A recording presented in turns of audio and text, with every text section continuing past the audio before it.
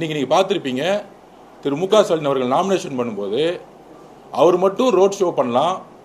Road show பண்ணும்போது பக்கத்தில் மக்களே கிடையாது, அவங்களுடைய பவுன்சர்ஸு, அவங்களுடைய போலீஸ் ஆஃபீஸர்ஸ் மட்டும்தான் இருப்பாங்க. ஆனால் உண்மையான மக்கள் கூட்டமும் மக்களுடைய எழுச்சியும் வரும்பொழுது நாங்கள் கேட்குறது ஒன்று தான். Election commission, chief election commission மேடம்கிட்ட நான் கேட்டது ஒன்று தான். நாங்கள் பிரச்சாரம் பண்ணும் பொழுது இன்னொரு கரூர் சம்பவம் நடக்கக்கூடாதுங்கிறத நாங்கள் தாழ்மையுடன் அந்த மேடம்கிட்ட நாங்கள் கேட்டுக்கிறோம். ஏன்னா அவ்வளோ வழிகள் இன்னைக்கு நாங்கள் பார்க்கும்பொழுது அந்த ரோட்டில் ஒரு அலை உருவாகிற மாதிரி நாங்கள் கொளத்தூரில் அந்த வேன் நிற்கும் பொழுது முன்னாடி ஸ்பாட்டுக்கு போகாமல் முன்னாடியே ரைட்லேயே திரும்பிட்டோம். பேசுறது கூட தலைவருக்கு மனசு வரல. ஏன்னா அங்கே வேவ்னு சொல்லக்கூடிய மக்களுடைய அலை அதிகமாக இருந்துச்சு.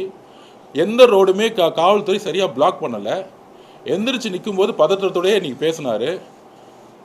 ஸோ எங்கள் கண்ணு முன்னாடி திருப்பியும் எந்த காவல்துறையும் உள்ளே விடாமல் மக்கள் இந்த குறுகிய சாலையில் கூடட்டும், அளவுக்கு அதிகமான கூட்டம் கூடட்டும், அதுக்கப்புறம் திருப்பி இடிச்சிட்டு திருப்பி கீழே விழுந்தா திருப்பியும் எங்கள் தலைவர் மேலே பழி போட்டு திருப்பியும் இன்னொரு கரூர் சம்பவத்தை இன்னைக்கு மு.க. ஸ்டாலின் அவர்கள் தன்னுடைய கொளத்தூர் தொகுதியில் நடக்கணும்னு முற்பட்டார். அதனால தான் இன்னைக்கு கொளத்தூர் தொகுதியிலேயே நாங்கள் பாதியிலேயே எங்களுடைய ப்ரோக்ராமை கேன்சல் பண்ணிவிட்டு வண்டியை ரைட்டில் திருப்பிட்டு நேராக இந்த ப்ரோக்ராம் கேன்சல் பண்ணிட்டோம்.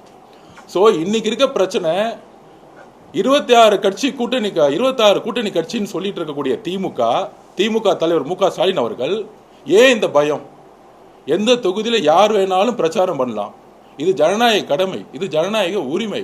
மக்கள்கிட்ட பார்த்து எப்படி பெரம்பூரில் பண்ண முடிஞ்சு ஏன் கொளத்தூரில் பண்ண முடியல?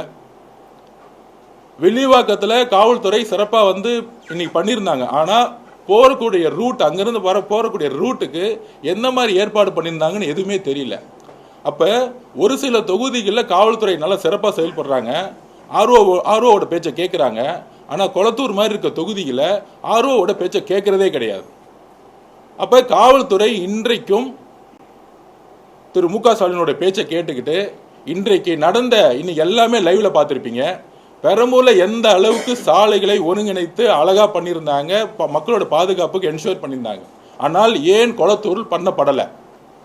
ஏன்னா கொளத்தூரில் மு.க. ஸ்டாலின் அவர்களுக்கு மிகப்பெரிய எதிர்ப்பு இருக்குது. அவர் இன்னைக்கு எங்களை பொறுத்த வரைக்கும் ட்ரையலில் இருக்கிறார். இன்னும் 2 முறை பிரச்சாரம் நடந்துச்சுன்னா மு.க. ஸ்டாலின் அவர்கள் அங்கே தோத்துருவார். இந்த தோல்வியோட பயத்தில் தான் இந்த காவல்துறையையும் இந்த கவர்மெண்டோடைய மிஷினரியையும் இப்போ இல்லை, கடந்த 8 மாதமாகவே எங்களுக்கு எதிராக மு.க. ஸ்டாலின் அவர்கள் எங்களை அதை மிஸ்யூஸ் பண்ணிட்டு இருக்கார். தன்னுடைய அதிகாரத்தை இன்டைரக்டாக எங்கள் மேலே எவ்வளோ கரூருக்கு அப்புறம் எந்த இடத்துலையும் பர்மிஷன் கொடுத்தே கிடையாது. எஸ்ஓபியை போட்டு எஸ்ஓபி முடிகிறதுக்கு ஒவ்வொரு தாட்டி பர்மிஷன் வாங்கினா 30 நாள் ஆகும். 30 நாள் பர்மிஷன் வாங்குறதுக்குள்ளே நாங்கள் அடுத்த 3 மாதத்தை கடக்க வேண்டியதாகிடும். இப்போ அதே மாதிரி கொளத்தூரில் அதை நிப்பாட்ட பார்த்தாரு. அதனால தான் காவல்துறை முழுசும் எந்த இடத்துலையும் சப்போர்ட் பண்ணல. லைவில் எல்லாத்தையும் நாங்கள் பதிவு பண்ணியிருக்கிறோம்.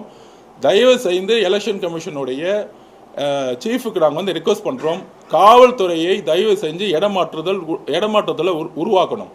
இன்றைக்கும் முக்கியமான தொகுதிகளில் போக முடியல. மக்களுடைய பாதுகாப்பை தான் நாங்கள் உறுதிப்படுத்த சொல்கிறோம். கொளத்தூரில் இன்னைக்கு ஏதாச்சும் மக்களில் ஏதாச்சும் ஒரு இழப்பு ஏற்பட்டிருந்தா அதுக்கு யார் பதில் சொல்கிறது?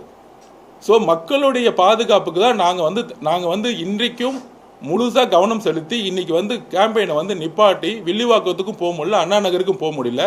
அதனால் இதை ரொம்ப சீரியஸாக மக்களுடைய பாதுகாப்புக்காக இம்மிடியட்டாக நாங்கள் இன்னைக்கு மதியானமே எலெக்ஷன் கமிஷனுக்கு கம்ப்ளைண்ட் பண்ணிட்டோம். நாளைக்கு நாங்கள் போய் திருப்பி எலெக்ஷன் கமிஷனோட சீஃப் மேடத்தை போய் பார்த்து இதை வலியுறுத்தி இந்த போலீஸ் ஆஃபீஸருக்குடைய இன்றைக்கும் திமுகவுடைய முன்னாள் முதலமைச்சராக இருக்கட்டும், அமைச்சர்களோட தொடர்பை நாங்கள் எடுத்துரைத்து கூடிய விரைவில் ஒரு நேர்மையான அதிகாரிகளை கொண்டு இந்த எலெக்ஷன் நடத்தணுங்கிறதா எங்களுடைய வேண்டுகோள்.